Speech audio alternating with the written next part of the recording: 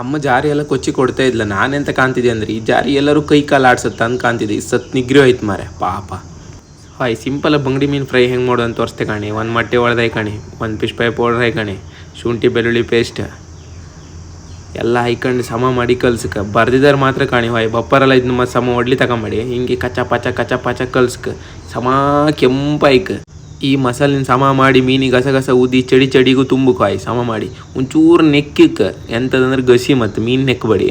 ಉಪ್ಪು ಖಾರ ಹುಳಿಕಂಡು ಹಾಕಿ ಒಂದು 15 ನಿಮಿಷ ಇಡ್ಕ. ಅಷ್ಟರೊಳಗೆ ನಾವು ಈ ಜಾರಿನ ಸಾರಿಗೆ ರೆಡಿ ಮಾಡೋ. ಹಿಂಗೆ ಈರುಳ್ಳಿ ಟಮಾಟಿ ಎಲ್ಲ ಸಮ ಮಾಡಿ ಕೊಚ್ಚಕ್ಕಿದ್ನೆಲ್ಲ ಕಣ್ಣು ಹಂಗೆ ಜೋರು ಕೆಲಸ ಬರುತ್ತೆ ಅಡುಗೆ ಬತ್ತಲ್ಲ ಅನ್ಕೊಂಬೇಡಿ ಮಾರೆ. ಮನೆಗೆ ಯಾರು ಇಲ್ದಕ್ಕೋಸ್ಕರ ನಾನೇ ಮಾಡ್ತಾ ಇದ್ದೆ. ಮತ್ತು ನೀವು ಪೂರ ಅಡುಗೆ ಬಪ್ಪರ್ ಇದನ್ನೆಲ್ಲ ಕಂಡು ಸುಮ್ಮನೆ ಕಾಣ್ಕೆ ಎಂತ ಮಾತಾಡೋಕಿಲ್ಲ. ಕಾವಲಿಗೆ ಎಷ್ಟು ಬಂಗಡಿ ಹಿಡಿತು ಅಷ್ಟು ಬಂಗಡಿ ಹಾಕಿ ಸಮ ಮಾಡಿ ಸುಡ್ಕ. ಅಭ್ಯಾಸ ಹಾಕಿ ನಿತ್ಕೊಂಬಾತಿಲ್ಲ ಮಾರೆ. ಎಲ್ಲ ಬದಿ ನೀರು ಕಿತ್ಕೊ ಬತ್ತಾಯ್ತು. ಕೈಟಿ ಅದು ಅಲ್ಲದೆ ಇದೆ ಸಮ ಬೇಯಿಸಿದೆ. ತವಾ ಫ್ರೈ ಇದೆ. ಊಟ ರೆಡಿ. ಬಂಗಡಿ ಫ್ರೈ ಲೈಕ್ ಆಯ್ತು. ಆಯ್ ಸಾರು ಮಾಡೋದು ಅಮ್ಮ. ಈ ರಾಮಣ್ಣ ಇವತ್ತೇ ಬರ್ಲಕ್ಕ ಮಾರೆ ಕಾಯಿ ಕೊಯ್ಯೋಕೆ. ನಂಗೆ ಒಂದು ಒಳ್ಳೆ ಕೆಲಸ ಕೊಟ್ರೆ ಮಾರೆ ಸಾಯ್ಲಿ. ಬಂಡ ಕೊಯ್ನಿ ಅಂದರೆ ಎಲ್ಲ ಬೆಳೆದಿತ್ತು ಮರಿ ಅಂದೇಳಿ ಇದೊಂದು ಕೊಟ್ಟಿವಾರಪ್ಪ ಕಾಂಬ ಎಂತ ಇತ್ತು ಅಂತ ಹೇಳಿದ್ರೆ ಗಟ್ಟಿ ಸಿಲಿಯಪ್ಪ ಮರೆ. ಬಡ್ಡ ಕತ್ತಿ ಸೋಲ್ ನನ್ನ ಕೈಯೇ ನೋವು ಶುರುವಾಯ್ತು ಸಾಯಲಿ. ಇದು ಎಂತ ಗಟ್ಟಿ ಮರೆ. ಹೊಟ್ಟೆ ಮಾಡೋಕೆ ಆತಿಲ್ಲಲ್ಲ. ಕಾಯಿ ಐತೆ ಎಂತ ಕತೆ ಇದೆ. ಕಲ್ಲು ಕಂಡಗಿತ್ತು ಮರೆ. ಕಡೆಗೂ ಹೊಟ್ಟೆ ಮಾಡಿದೆ.